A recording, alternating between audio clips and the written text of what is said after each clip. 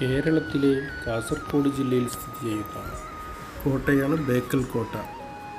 കേരളത്തിലെ ഏറ്റവും വലിയ കോട്ടയും ഏഷ്യൻ വൻകരയിലെ ഒരു പ്രധാന കോട്ടയുമാണിത്.